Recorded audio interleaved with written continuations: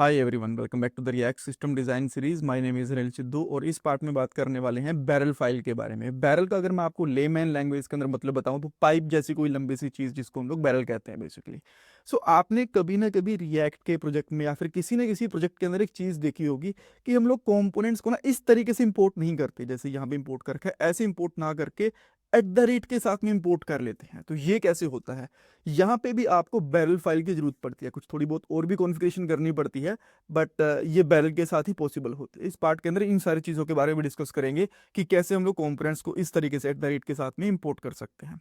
सो अगर पॉइंट्स की बात करें, बैरल फाइल है क्या, इसको थोड़ा और डिटेल में डिस्कस करेंगे, ये काम कैसे करती है, एग्जांपल देखेंगे, इंटरव्यू क्वेश्चन डिस्कस करने वाले हैं। नोट्स कोड प्लेलिस्ट का लिंक आपको डिस्क्रिप्शन बॉक्स में मिल जाएगा। यहाँ पे मैं इस प्लेलिस्ट की बात कर रहा हूँ जो आपकी डेफिनेटली हेल्प करने वाली है रिएक्ट जेएस की जॉब प्रोजेक्ट इंटरव्यूज वगैरह में। Even not only react JS, कोई भी फ्रंट एंड टेक्नोलॉजी हो उसका सिस्टम डिजाइन के कॉन्सेप्ट आपको यहाँ पे मिल जाएंगे। सो पूरी प्लेलिस्ट देखना, काफी बेनिफिट मिलेगा। अब वापस से चलते हैं पहले पॉइंट के ऊपर कि बैरल फाइल बेसिकली होती क्या है। देखो, बैरल फाइल सिंपली एक इंडेक्स डॉट टीएस या फिर इंडेक्स डॉट जेएस, कोई भी फाइल हो सकती है इन दोनों में से, ये होती है जो री एक्सपोर्ट करती है एक फोल्डर के कंपोनेंट्स को। बेसिकली कंपोनेंट्स भी हो सकते हैं, कोई और मॉड्यूल वगैरह भी हो सकते हैं, बट मोस्टली हम लोग रिएक्ट जेएस के अंदर कंपोनेंट्स को ही री एक्सपोर्ट करते हैं एक बैरल फाइल की हेल्प से। नाउ अब आप बोलोगे यार ये तो बहुत सिंपल सी चीज है, बस एक इंडेक्स डॉट जेएस ही तो है जिसके अंदर हम लोग कंपोनेंट को री एक्सपोर्ट कर देते हैं, तो इसके लिए एक पूरा पार्ट बना दे सिस्टम डिजाइन के अंदर। हाँ डेफिनेटली लगती है एक छोटी सी फाइल है, बट इसका इम्पैक्ट काफ़ी ज़्यादा होता है, इस पार्ट के अंदर आपको पता चलेगा।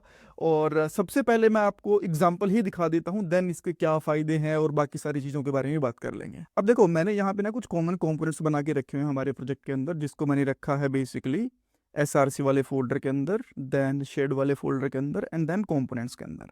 इन कंपोनेंट्स के नाम है यहाँ पे button dot JSX, input dot JSX, कुछ और कंपोनेंट्स में जो पहले बना के रखे हुए हैं जैसे कि follow dot JSX, profile name dot JSX. अब ये ऐसे कंपोनेंट हैं जिनको हम लोग बार बार यूज कर सकते हैं हमारे प्रोजेक्ट्स के अंदर कहीं पे भी। जैसे कि बटन है, ये मैंने कॉमन इसलिए बना लिया ताकि इसकी कॉमन स्टाइलिंग यहाँ पे रहे और ताकि ये पूरी एप्लीकेशन के अंदर एक जैसा look and feel they. Same इसलिए मैंने इनपुट डॉट जेएसएक्स भी बना लिया ताकि पूरी एप्लीकेशन के अंदर एक जैसा लुक एंड फील दे, हमें बार बार स्पेसेस का यूज ना करने पड़े, और अगर हमें कहीं पे स्टाइल चेंज करना पड़े तो एक ही कंपोनेंट में कर दो और पूरी एप्लीकेशन के अंदर वो एक साथ चेंज हो जाएगा। बेसिकली ये चीज़ आप लोग समझते हो कि कैसे कंपोनेंट्स हमारे काम करते हैं।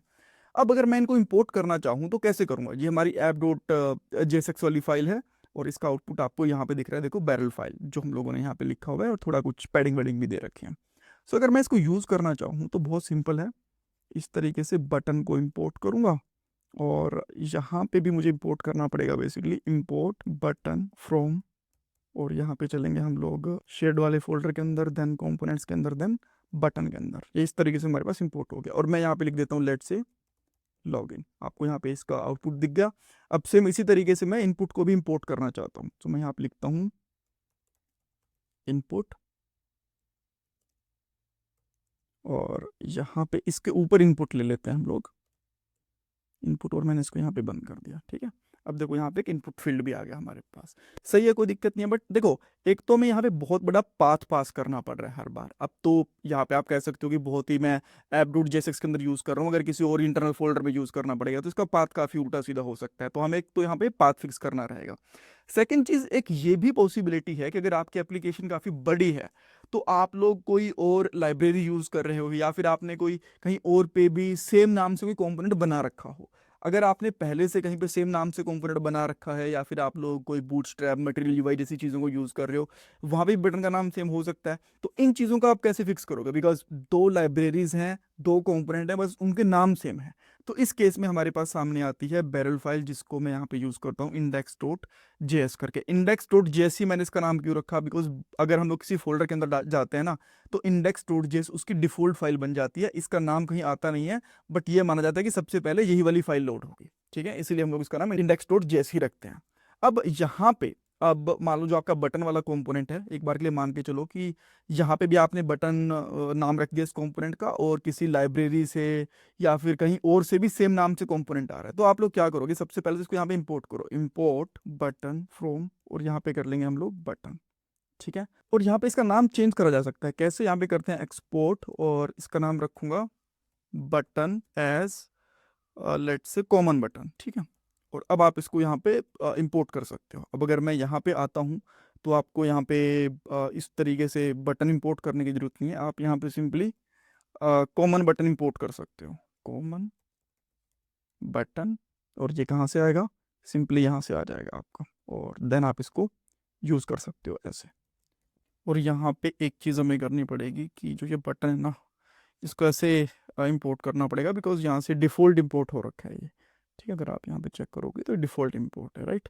देन अब हम लोग यहाँ पे आते हैं, इसको रिफ्रेश करते हैं, और अब आप देख सकते हो कि हमारे पास बटन स्टिल परफेक्टली काम कर रहा है, राइट। और सेम इसी तरीके से अगर आप लोग चाहो तो कॉमन इनपुट को भी यूज़ कर सकते हो, इनपुट को भी ऐसे इंपोर्ट कर सकते हो। तो मैं यहाँ पे करता हूँ इनपुट, ये यहाँ से इंपोर्ट हो गया, और जब एक्सपोर्ट करेंगे तो input as custom input, common input, note custom. और यहाँ पे आके सेम इसको हम लोग इंपोर्ट भी कर लेंगे, अब इसकी ज़रूरत नहीं है। और यहाँ पे हम लोग लिख देंगे कॉमन इनपुट, और कॉमन इनपुट को हम लोग यहाँ पे यूज़ कर लेंगे इनपुट की जगह पे।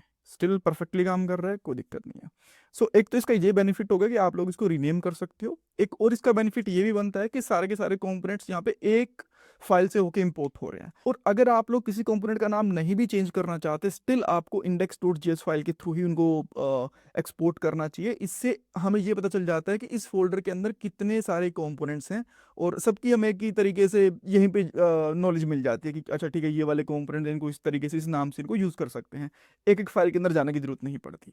सो हम लोग अगर सेम नाम से भी इंपोर्ट करना चाहें, एक्सपोर्ट करना चाहें, तो वो कैसे कर सकते हैं, एक्सपोर्ट, और यहाँ पे करेंगे डिफॉल्ट एज, और यहाँ पे कर लेते हैं let's say profile name, then और प्रोफाइल नेम हमारा कहाँ से आएगा, फ्रॉम प्रोफाइल नेम। और यहाँ पे आके अगेन आप प्रोफाइल का यूज़ कर सकते हो। तो मैं यहाँ पे करूँगा आप प्रोफाइल नेम, और यहाँ पे भी सेम इसी तरीके से हम लोग प्रोफाइल नेम का यूज़ करते हैं। इसके अंदर एक नाम से प्रोप भी पास करना पड़ता है, जैसे कि मैं नेम यहाँ पे कर देता हूँ अनिल सिद्धू, ये पास कर दिया। अब यहाँ पे आएंगे, देखो अनिल सिद्धू हमें यहाँ पे प्रॉपरली डिस्प्ले भी हो गया। तो ये भी चीज़ें कर सकते हो। अब एक और चीज़ आपने देखी, हमें ना इतना बड़ा नाम डालना पड़ रहा है यहाँ पे, जैसा मैंने आपको बताया था कि ये भी पॉसिबिलिटी है कि अगर हम लोग यहाँ पे और नेस्टेड फोल्डर यूज़ करेंगे तो यहाँ पे और भी बहुत सारे स्लाइसेस आ सकते हैं, बहुत सारे फोल्डर का नाम देना पड़ सकता है। तो अगर हमें वो फिक्स करना हो, यहाँ पे @ यूज़ करना हो, तो वो कैसे कर सकते हैं, उसके लिए भी मैं आपको यहाँ पे बता देता हूँ।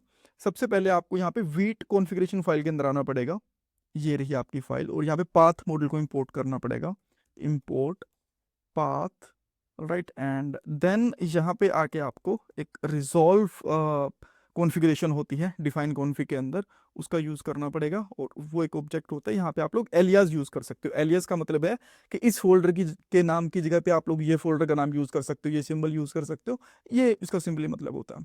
तो यहाँ पे मैं यूज़ करता हूँ @। अब @ जब मैं यूज़ कर रहा हूँ तो मुझे अभी पाथ बताना पड़ेगा कि किस पाथ के लिए मैं ये चीज़ कर रहा हूँ। तो मैं यहाँ पे लिखूंगा पाथ डॉट रिजॉल्व, और सबसे पहले जो मेरी डायरेक्टरी है वो, देन उसके बाद में जो मेरा ये वाला पाथ है, लेट्स से कि मैं यहाँ पे शेयर्ड वाला पाथ है, इसको यूज़ करना चाहता हूँ। और जो ये वाला पाथ है ना, ये बेसिकली SRC से लेना शुरू करता है, तो आपको यहाँ पे यूज़ करना पड़ेगा SRC देन शेयर्ड। ठीक है, अगर आप लोग कंपोनेंट तक लेके जाना चाहते हो तो वो भी लेके जा सकते हो, बट यहाँ पे हम लोग यहीं तक लेके जाएंगे ताकि कंपोनेंट्स यहाँ पे मेंशन हो गए, ठीक है भाई ये कंपोनेंट वाली जगह से चीज़ें आ रही हैं, ऑलराइट। एंड देन अब आपको यहाँ पे आके इसको कर देना है कमेंट आउट, और यहाँ पे आके मैं जस्ट दिखाना चाहता हूँ कि अभी ये यहाँ पे कितना सा फर्क पड़ेगा। यहाँ पे आप लोग यूज़ करोगे @/component, और इसकी भी ज़रूरत नहीं है। एंड अब आपको आपका जो डेव सर्वर था उसको रिस्टार्ट भी करना है। Now let's check, okay still यहाँ पे कुछ तो एरर दिख रहा है मुझे। एक बार कॉन्फ़िगरेशन चेक करते हैं फिर से। ओके ये रिलेटिव नहीं, बेसिकली रिजॉल्व आएगा, मैंने गलती से रिलेटिव कर दिया था। हाँ अब आप देख सकते हो कि स्टिल @ हमारा प्रॉपरली काम कर रहा है, और यहाँ पे सारी की सारी चीज़ें सही से काम कर रही हैं, ठीक है। सो आई होप यहाँ पे आपको आइडिया लग गया होगा कि बैरल फाइल का क्या काम होता है, क्या इसकी यूजेबिलिटी है।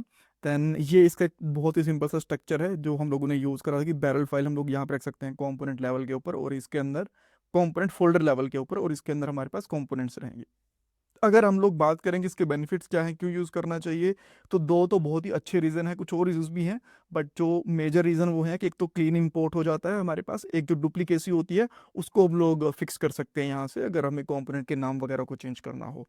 देन इसके बाद में आपको एक ये भी चीज़ है कि सेम एक ही फाइल से index.js वाली फाइल से ही सारे के सारे कंपोनेंट्स का पता चल जाता है कि कितने हमारे पास कंपोनेंट हैं एक फोल्डर के अंदर, और इससे आपको इंपोर्ट वगैरह करने में और रीडेबिलिटी के अंदर आपको आसानी रहती है। So thank you so much for watching this part. इसमें कुछ डाउट कंफ्यूजन है मुझे कमेंट सेक्शन में पूछना, और प्लीज़ वीडियो को लाइक करना, चैनल को सब्सक्राइब करना, कमेंट सेक्शन में फीडबैक देना।